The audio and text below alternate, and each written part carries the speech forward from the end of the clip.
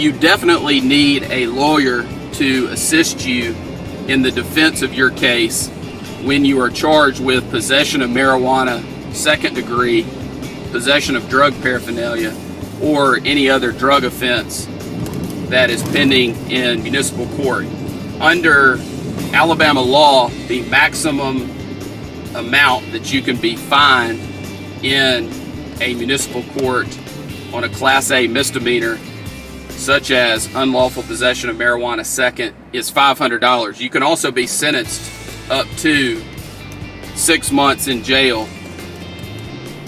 The issue with a conviction for possession of marijuana second degree is usually, for most people, related to the driver's license aspect. And your driver's license under the Code of Alabama will be suspended for 6 months if you are convicted of possession of marijuana second degree. The collateral consequences of a conviction for possession of marijuana second degree in a municipal court, those are very severe as well.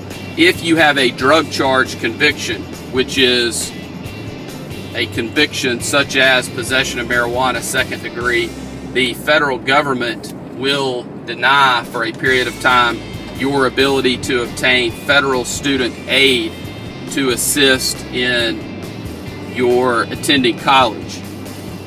Also, you could be passed over for promotions at your job if you have a conviction, or you could be denied employment or terminated with a conviction for possession of marijuana second degree.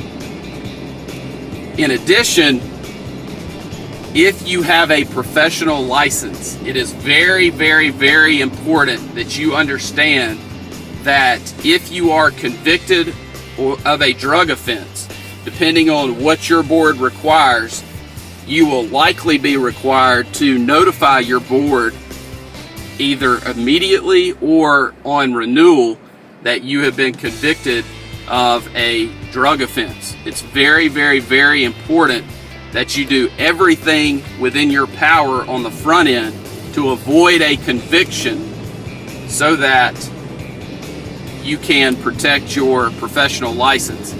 Even if you are charged, there may be a requirement that you report that to your board, but if the charge is dismissed,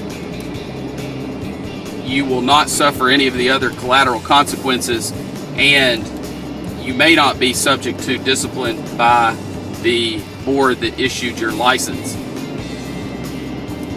There is no question that you need counsel when dealing with any drug charge, but especially possession of marijuana second. The other drug charge I want to talk to you about is possession of drug paraphernalia. On any traffic stop or any encounter with the police, if they find something that could be construed to be used to make or cultivate or use any type of drug, they can charge you with possession of drug paraphernalia. If you look at Alabama Code Section 13A-12-260, it lays out about 15 ways that an item can be used in a way that would constitute drug paraphernalia. In addition, it goes through a list of items that I will not go over with you here.